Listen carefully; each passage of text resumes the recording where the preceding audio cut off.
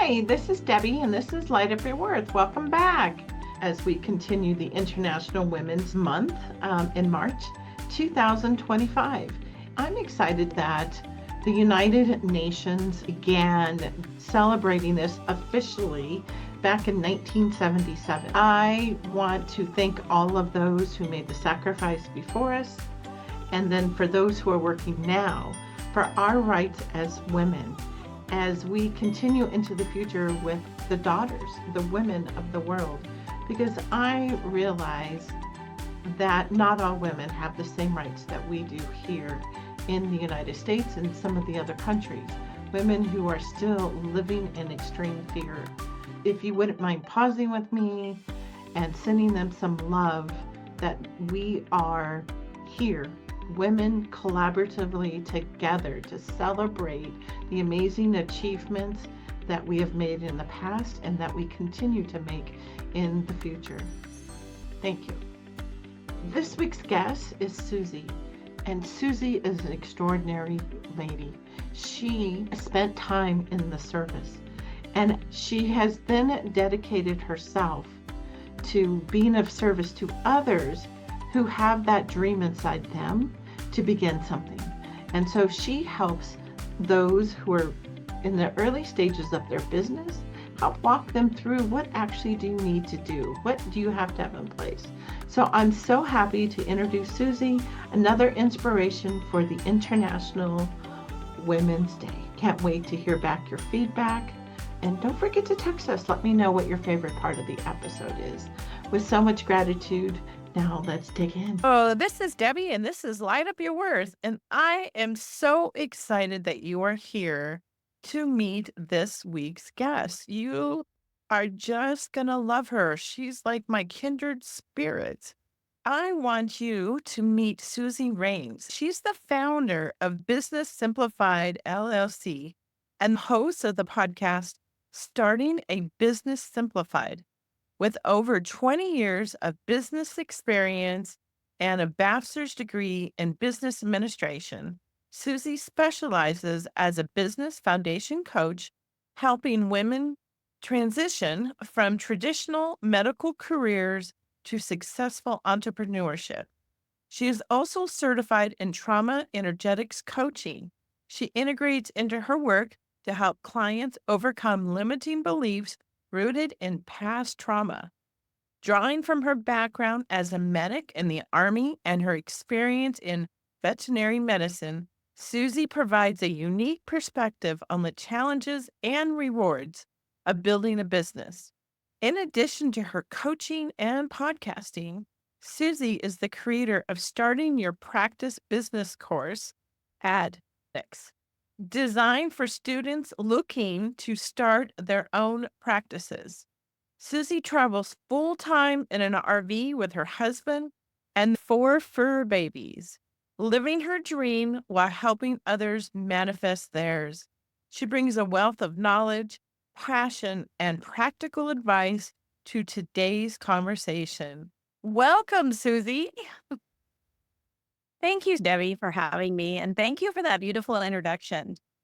Yeah, it's when I talk about kindred spirits, is I'm this huge dog lover. I call them fur babies. I have Lily here, who is like the podcast mascot, sleeping. And when I started, there was more fur babies. They've passed on over the Rainbow Bridge. And you're traveling in an RV, which is where I'd like to be too. I love that, the whole business aspect and the energetic aspect.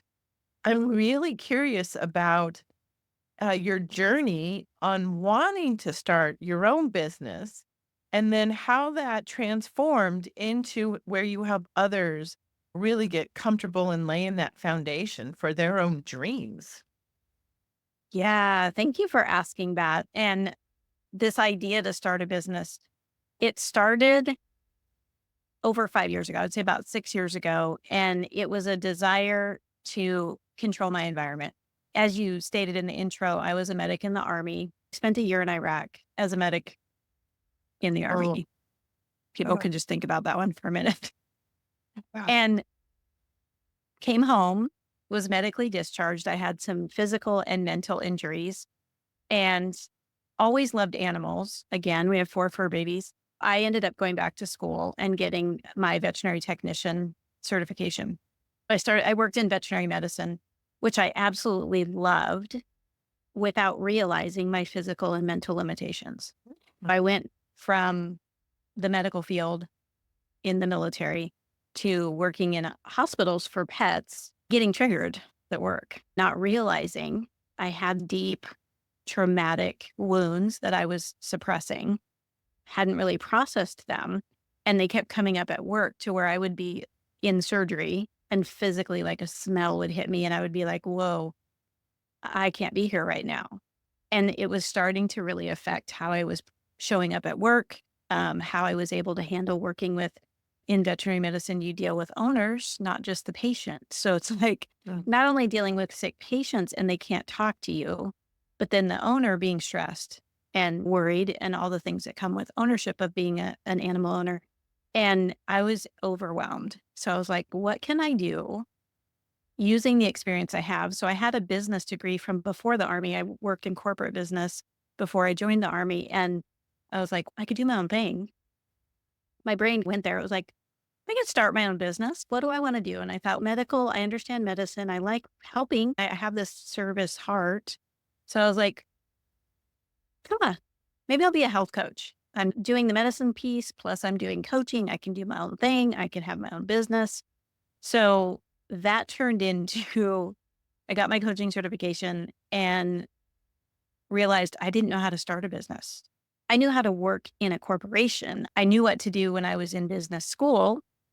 That's book learning. But how do you actually do that? How do you create something? So I saw the end result of a corporation with all the C-suite people, all the departments, all of the things already in place, but it was just me.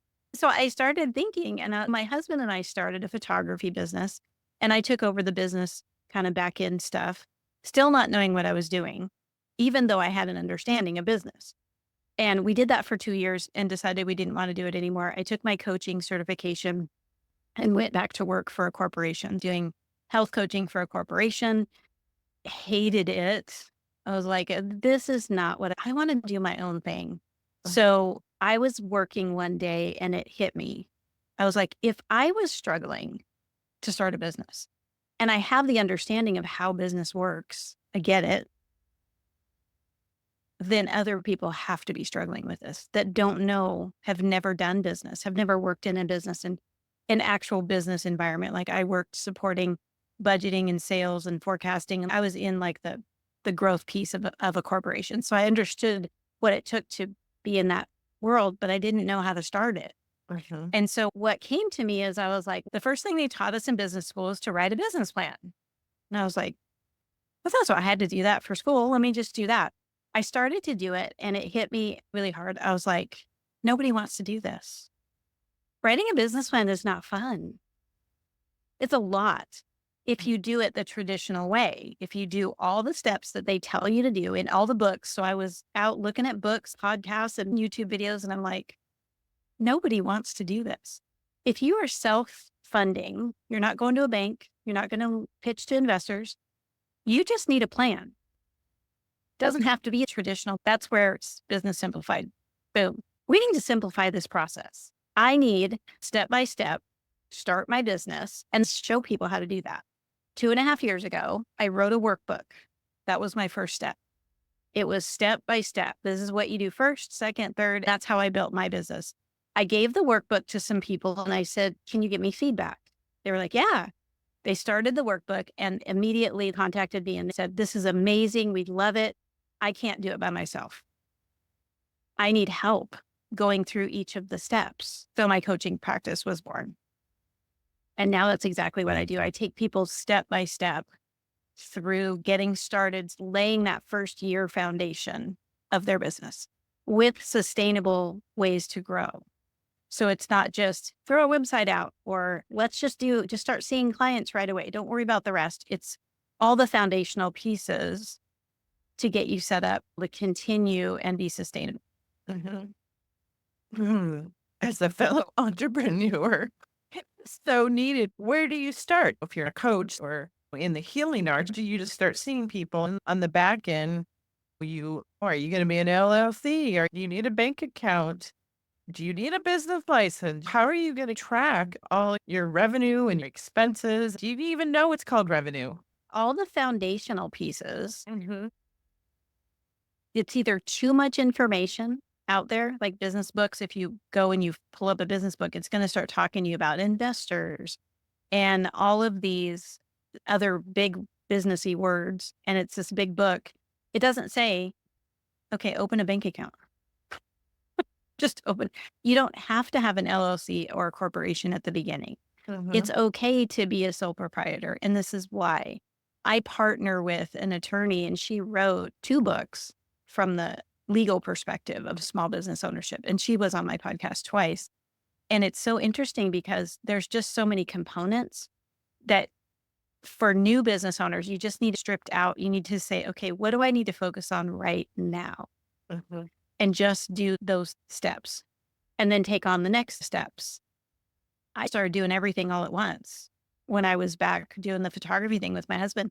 Looking back, I'm like, man, I could have done things way different and it would have been easier. It would have flowed better. We might have stayed in business longer. We were tired. Structure your business so you're not working too hard, but you're still getting clients and you're still making money. But when you don't know what you don't know, you do everything. So you're doing all the things and you're tired all the time and you're like, man, no wonder business owners are exhausted. They're working 24/7. You don't have to work 24/7, but you have to know what are the steps that I need so I don't have to work 24/7. Mm-hmm. Yes, for sure. That is really solid advice and guidance. What areas do you see that a new entrepreneur really misses that they should have focused on early on when it was more simple to set up? Mm. And then as they go forward, really can impact like some systems you set up or lack of systems, maybe with your photography business. Yeah, the number one important thing is the whole point of being in business is to take money. So it's so funny. I will ask people, they're like, I want to start a business. And I'm like, okay, I want to work with you. How do I work with you? How do you take my money? And they look at me and they go, I don't know. And I'm like, you got to be able to take money. We go to a retail store and we just expect there to be a cash register. Okay. If you're an online service-based business, even just a service-based business. So this hung me up when we were photographers because I would book with people for a session. And then I'm like, oh, I got to take their money. How do I take their money? You have to figure that out. What way do you make that exchange? So Mhm. in a retail store, you buy a cash register and it's set up to do whatever, however you collect money, cash, credit, whatever. When you're a service-based business without a storefront, you got to figure that out ahead of time. And you have to figure out what is the process for that. So not only taking the customer's money, but then what happens to the money once you take it? What flow does it have? And then as a business owner, you have to know how to track it. Debbie paid me for coaching. So now that money, I'm now tracking. She's a client. This is the money she paid. And this is where it goes. When I have expenses, I track for tax purposes. It gets into the business finance piece, Mhm. which I teach clients to understand from the beginning. Hey, I want to hire you. Okay, take their money. And now what happens to the client? What's their journey like?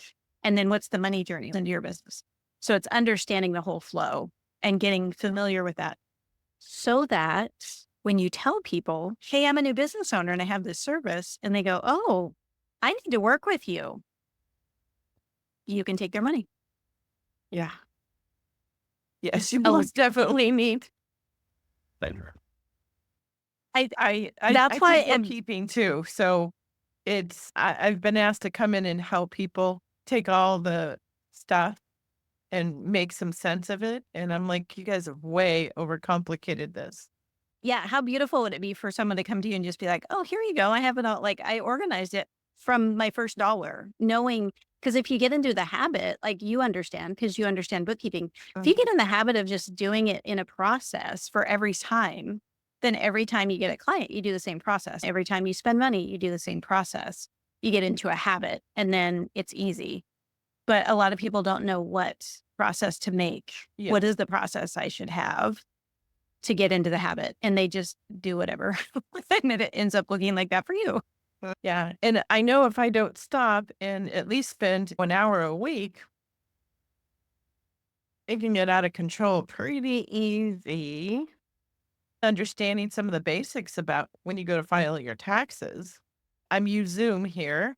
I have more than one small passion that I work on. And so my Zoom cost actually is broken out over each of them because they'll have their own Schedule C. Maybe this is too much for people, but I love that you can teach people some of that so that it's easier when you get really ramped up that you're able to keep up with it. So now, what's the thing people are doing correct? Let's give kudos. So I will tell your audience and anybody listening, the one thing that all of us are doing correctly is when we say we want to start a business, we know what we want to do. We have a burning desire already in us that we know we want to do a thing.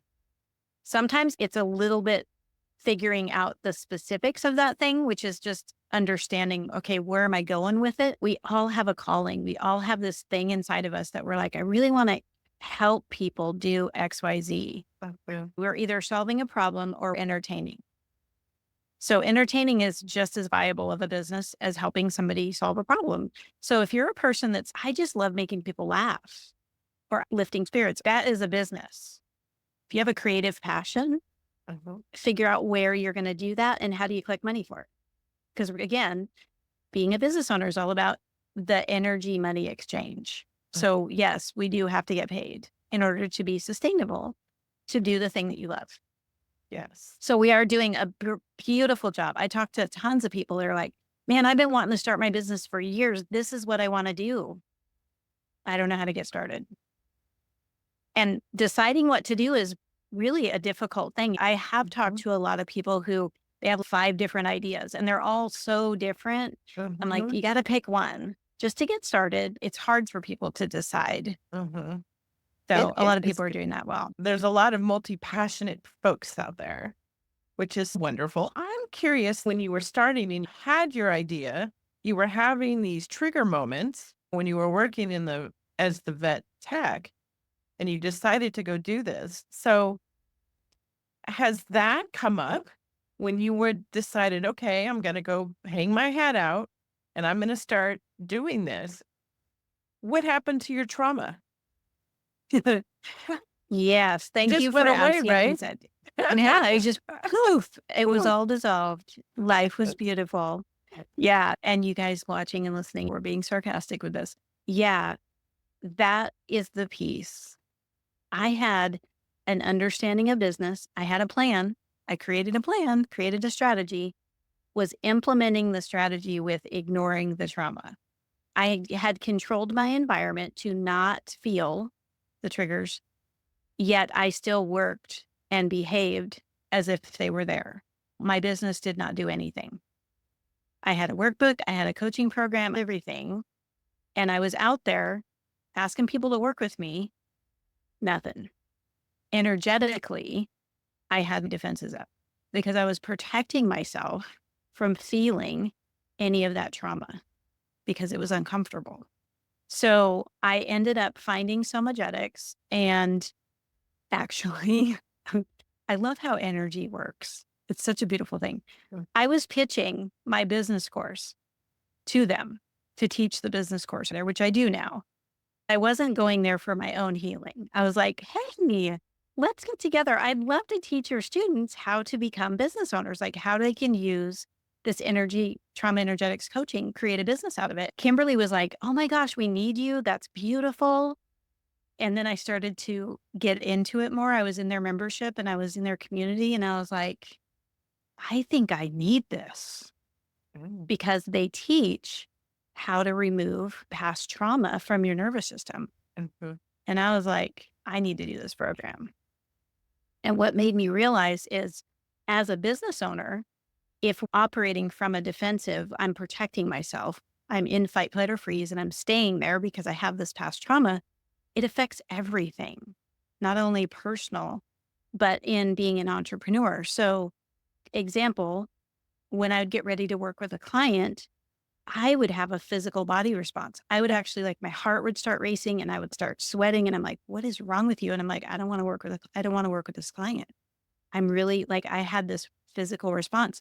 And I was like, what is going on here? And I did an energy session with my mentor at the time in the program. And we uncovered when I was in Iraq, I was a medic. It was first responder. Help them or they'll die. Do what you need to do to keep them alive. I was bringing that energy into coaching somebody. So in my mind, my nervous system had programmed, if you can't help them, they will die. So I was physically having a response from my nervous system going, if I can't help this person, so Debbie, if you were my client, in my nervous system, I was like, if I can't help you with the problem that you brought to me today as your coach, you're going to die.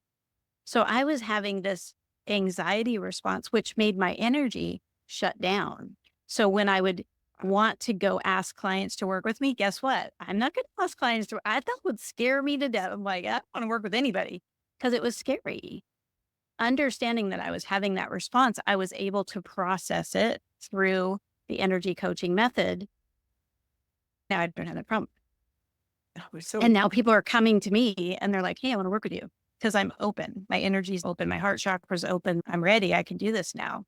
Well, thank goodness you found the modality that works for you. That's powerful. You've had the big T with going to Iraq and first responder. Yeah. That's a lot of trauma that you've had to endure. What if somebody starting is they're not sure what fight or flight is? Maybe they just have an accumulation and they don't even realize that they've had the accumulation of all the small T's. Yeah. Yeah. I thank you for bringing that up. I love talking about this because there is no person on the planet who's not experienced trauma of some sort.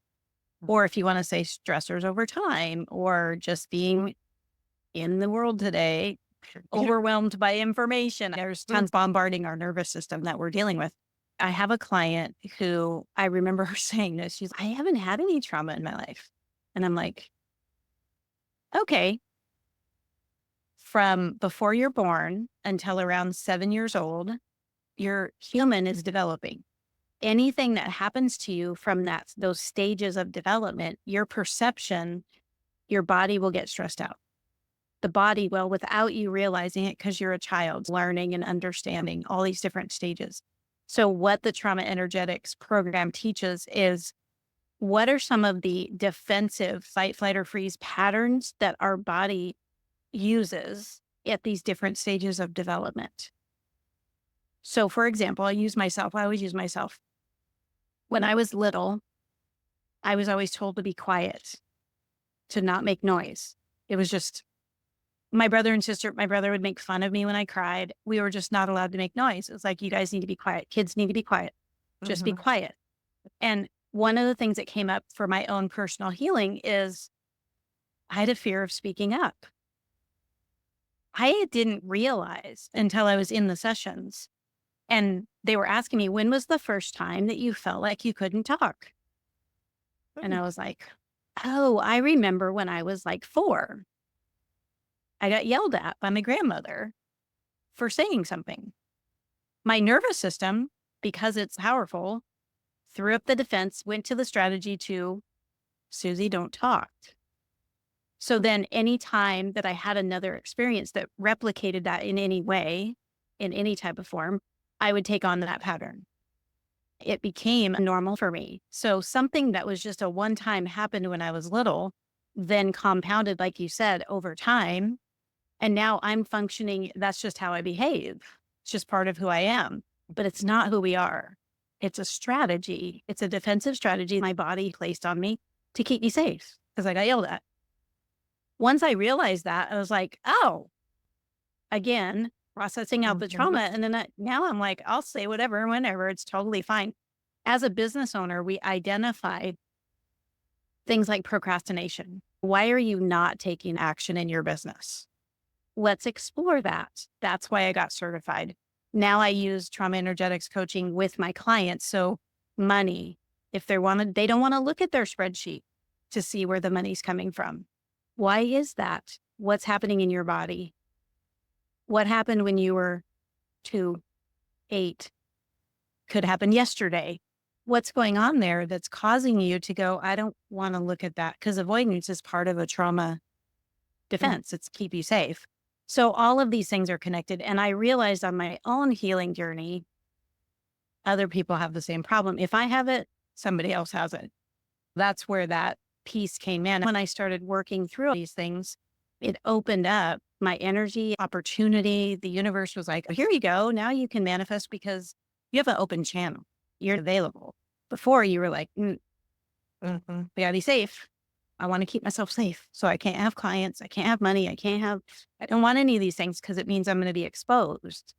I might have to speak up and I can't speak up because that's scary. So I learned what mine were. And you and I were talking earlier. It's the onion. You just keep pulling back the layers. There's more. And I can get traumatized tomorrow or yesterday. It's something we're always looking at and healing from. What a powerful progression of being able to identify your root causes to get to them. Because what I have found so interesting about how much our bodies learn and observe, whether said or not said, how sensitive we are. Anybody listening can probably say, yes, I've been sensitive my whole life. I may not be like my other members of my family. I am the person in my family who's breaking the generational trauma, the personal trauma. I'm the one, the change maker in my family. I think that's a lot of our listeners. I know it's myself. I'm going to raise my hand to that one right? too. Like, Yep. What are we? Trailblazers? I don't know. But I really liked how you presented it because it's for people to understand. There's so many people who are like, I had a normal childhood. There wasn't anything. There's regular dysfunction. But it could be something as simple as you heard something when you were 2. Your parents could have been talking, and maybe your mom was suppressing something, and you picked that up before you could even talk. There's so much science behind trauma being stored in our body. One of the latest books I read was It Didn't Start With You.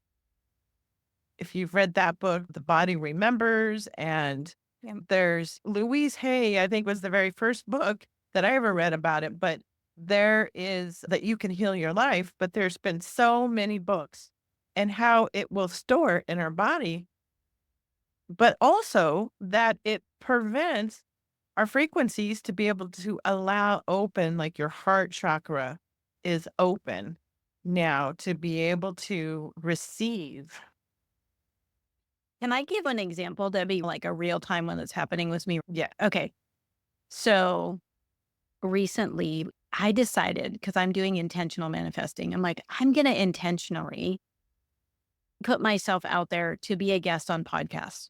I have my own podcast, but I haven't really intentionally been like, I'm going to really seek out and be a guest on other podcasts. I've done a few guest things last year, but for the last 6 months, I haven't really been focusing on it.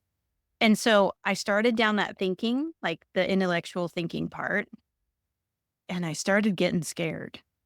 I could feel there was a resistance. Why don't you want to be on other people's podcasts? Like, what's going on there? And so I did some meditating around it. And I realized that what came to me is that by being on other people's podcasts, I'm becoming more open. My podcast, I control. I don't control what other people do with their podcast. So I had to let go of the fear of not being in control and not really the unknown. You're the first person who came into my energy, and I manifested it because I was like, I want to be on podcasts. I'm letting go of the fear. I'm letting go of the control. And I'm just going to let the universe give me the podcast I should be on. I'm going to be open to it. And I'm going to tell you what's happening today. It happened this week. Your podcast, I scheduled with you, I think last week. I have 3 more scheduled yesterday that showed up because I opened up. if we stay closed, if I stayed in the fear and I was like, resistance, I don't want to be on, it's too uncomfortable. It's too unknown. I can't be in control. No. I don't know that you and I would have this conversation, at least at this moment in time, maybe later, because we don't know what would have happened. But I really, truly believe when we open up and remove defensive patterns, we remove that energy, then things come to us. We attract what we're seeking. Exactly. And as you were explaining that, my body heated up. My body had a response, and I'm highlighting this for the viewers so that they can begin to understand how their own body will respond. When you were talking, my whole body felt like this whole heat, right? Because I was on some podcasts like December 2022. I haven't put myself out there since with the fear. As you were talking, I thought, what am I going to talk about? I interview others. What do I have to say? On my podcast, it's a conversation and it's natural when I'm connecting. The people I selected to be on are people that I resonate with energetically. Yeah. So what if Can I, everybody can I, doesn't interject that? What if they don't have? And I thought, oh my gosh. So yes, please. yeah, can I tell you what I did? Yeah. How I ended up. So I asked the universe for only people that were aligned with my energy. And I asked for only podcasts who had listeners that needed to hear what I had to say. Mm. So now I'm trusting that when people come across my path, and so I use an app to find podcasts, and I just energetically, like, I will actually review and look at people's things and really, really get serious about, do I want to be on their podcast? Are there listeners that would resonate with my story? If not, I'm okay saying no. So again, building the boundaries. Like, I'm not just going to be on a podcast just to be on a podcast. We as guests get to be picky too. And I hadn't really thought of that. I get to choose for my podcast who's on my podcast. So I guess I just have to show up to wherever. But that's not true. There are hundreds of thousands of podcasts out there that you and I get to pick from as a guest. And if we truly are aligned, we will be on them. So I had to just step into faith, the divine, the universe is in control, and I'm okay with what happens. I have a choice. If somebody comes across and I'm like, that's not aligned with me, I can say no and just be like, no, thank you. It's not for me. And I'm okay with that. Yeah. I think that's just a really powerful example of you showing up, being the CEO of your life and business, and making choices that work for you, which was the whole reason you decided to get out and start your own business in the first place. Yep. I truly believe, and I think I heard Bill Barron say this in one of my coaching programs, is that when you start your own business is the biggest personal development phase of your life. Yes. I think we should all be required to do our own business at some point in life. Maybe not in the beginning, but I think at some point we just have to be told, okay, now you're out on your own. Just go do this thing for a couple of years and then you can come back. You can go back to work for somebody else later, but just to experience it, because you are really forced into professional and personal growth. How many pieces of software have you looked? I think I'm like 30 or 40. Yeah. You'll try something, may not like it, or find something better. Your business progresses. Maybe it's not aligned anymore. Financially, you shift and you're like, oh, I can save more money and do this other thing that costs less, or I'm going to upgrade and now I'm going to spend more, have more options, billions of combinations of how things go. If somebody has a fear around tech, you're able to get to the root cause with Somogetics. When you think about somebody starting their business now, what would you want them to know? I would want them to know that the number one thing you need to be comfortable with, and if you're not, get help to get comfortable with making new connections and talking about yourself. Mm. Because I think that's one of the biggest fear. It was my fear. I was afraid to speak up, to tell people who I really am. I was afraid to talk about my military history, fear of speaking out. It was showing up in ways that were blocking me. You and I having this conversation would not happen. Mhm. I'm allowing myself to show up in the world. And so that's the first step before you even decide on a bank account is get comfortable with yourself and speaking to people and saying, hey, this is who I am and this is how I can help you. Even if that how you help them changes, you could have a different type of business. If you're uncomfortable, hire a coach first. I have clients who do trauma work with me. They want to start a business, but I know I have trauma that I can't speak up right now. I can't talk about myself. I can't show up the way I want to. I'm procrastinating or I'm afraid of money or all the things. So they hire me just to do the trauma work. And that's all we do. We look at their nervous system, release a lot of things. And then when they're ready, they're like, okay, I'm ready. I can show up now. And we can move into the other piece. Yeah, that's so powerful. I know I work with people and they don't quite understand. Some think it's a beautiful meditation that's done in their subconscious. Yeah. Yeah. And it doesn't have to be hard. Sometimes people want it harder than it needs to be. We get in our own way. Yeah. That would be part of a trauma pattern. So people that are like self-sabotage, you're aware of it. Now it's just a matter of, are you going to take ownership of that and say, I don't want to be that way anymore. I think the hardest part for us as human beings is to say, I had to admit that I had a fear of speaking up. I had to admit that it was really hard for me to even talk about having traumatic experience being in the military. That's a common thing. A lot of people were in Iraq, a lot of military people, a lot. But for me, it was hard to say I'm struggling.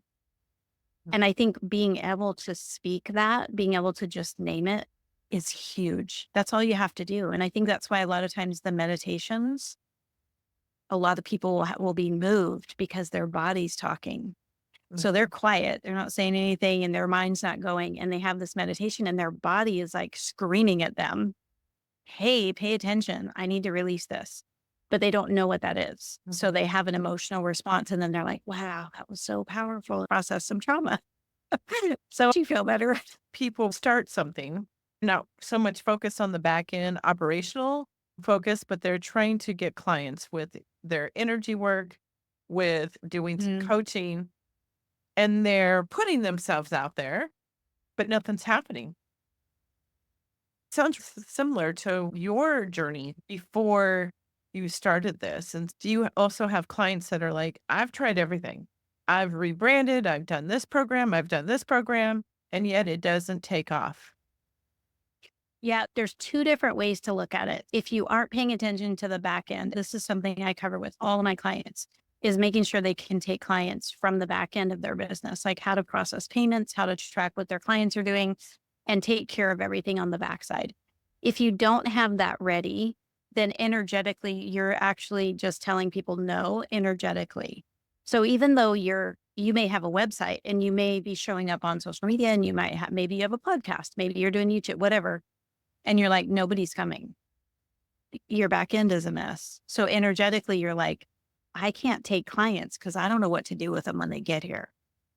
So it's energetically, you're blocking them because you haven't really set up a way to receive them physically. Like it's not in your world yet.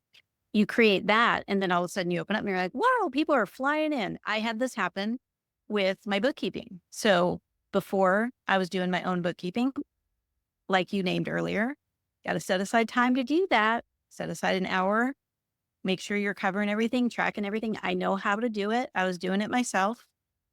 Energetically, I was not getting new clients because I didn't want to do more bookkeeping. Subconsciously, I was like, more clients means more bookkeeping. I hired a bookkeeper and I doubled my client intake because energetically, I was like, I don't want to do more bookkeeping, but I want more clients. I don't want to do more bookkeeping, but I want more clients. So the universe was like, well, we're not going to give you any clients then because you're telling us no. As soon as I hired my bookkeeper, it was like floodgates opened. I didn't have to do the work. So energetically, I was like, bring them on in. I'm not up to track any of that stuff anymore. There's a lot you can do. Your energy is key. If you're doing the energy work and everything, what else are you doing? Where are you holding back? Where in your business are there blocks you're not realizing that now energetically you have? Oh, that's the winning formula right there that I think people need to really pay attention to, because it's all this small stuff that can translate. The universe will deliver what you ask for it, what you ask and it is given. But if you're not clear, if you're sending mixed messages, it's canceling it. Orders Yep. not. With my clients, when they work with me in the first 30 days they're with me, we make sure they can take money and they can have clients. That's it. That's the first step. So if someone comes to you and says, I want to hire you, you're ready. Energetically to the universe, you're ready. So any trauma or energy work you're doing, you have a place for people to land. So as you're healing and you're moving through and your energy is opening up, then the universe can send you the things that you're wanting and you have a place for them to go. It's a twofold thing. If you have a place for them to go, but energetically you're blocked and you're not doing the energy work, you're not doing the healing work, but you keep asking, it's not going to go anywhere. You're asking from a defensive pattern, scared or nervous, holding back. And so the universe is, we're not going to send you that because you don't really want it. Yes. Oh, so much wisdom there, Susie. Oh, that is so wonderful. I just hope everybody really understands the impact of that.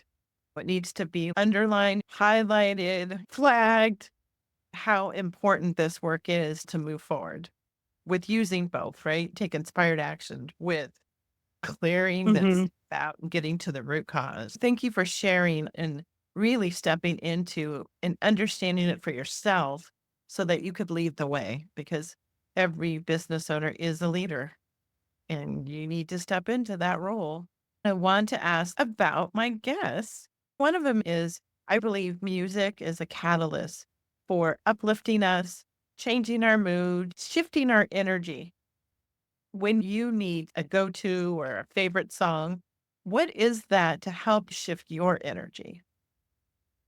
I don't listen to music all the time. It's intentional for me. If I turn it on, I want to hear it. Like I really do want to hear it.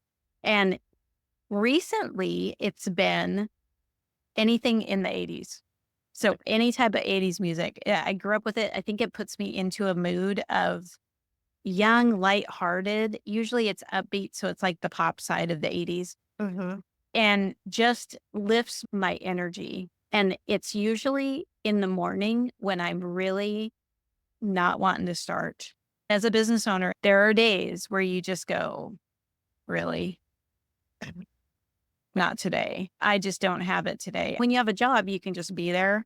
As a business owner, you have to show up. You can take time off when you want to, but there are days where I'm like, I got to be present. I do have to be in my business today. I can't just check it off and go back to bed. So in those times, I will put on 80s music and it doesn't really matter as long as it's upbeat. It's not like the love song, sad song. It's more of the upbeat, like pop music. And I just dance around this trailer. I love it. I'm definitely an 80s girl, coming of age in the 80s and big hairband girl and the pop and the R&B and just all of it. I'm down for the 80s.